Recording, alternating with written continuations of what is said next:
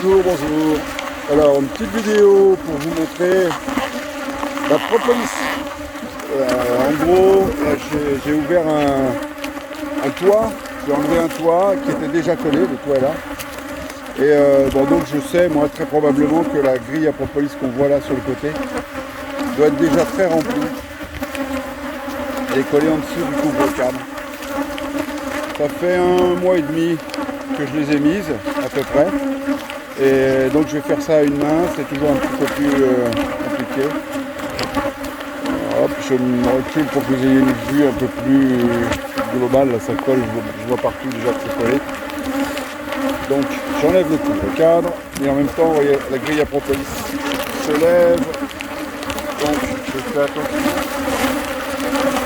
et je vais vous montrer.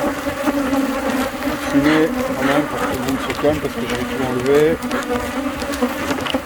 Alors, petite technique, vous voyez là, on devine les interstices où il y a de la propolis et où il n'y en a pas. Propolis, pas de propolis. Propolis, pas de propolis. Pourquoi? Parce que l'endroit où il n'y a pas de propolis, c'est la tête du cadre. Alors que les intercadres sont propolisés. Et donc, pour doubler la surface de propolis, on va décaler la grille de 2 cm pour que la partie qui n'a pas été propolisée sur la tête de cadre se retrouve en intercadre et d'un seul coup on va doubler notre surface. Donc je retire, il faut que je fasse un peu de fumée, les abeilles sont dans les hausses, petite fumée pour pas trop mettre d'odeur dans le...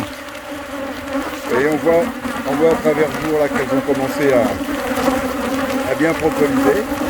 Donc je décale et je vais la reposer, mais ce coup-là, je vais mettre la partie propolis sur un cadre. Et l'intercadre va être libéré et va être propolisé par les abeilles. Et donc je vais me retrouver avec une grille à 100%. Voilà, au lieu d'être avec des grilles qui font que la moitié. Voilà, vous avez vu, hein, je laisse l'espace vide, la grille propre, la grille vierge, je la mets sur l'intercadre. Voilà. Et du coup, je peux fermer.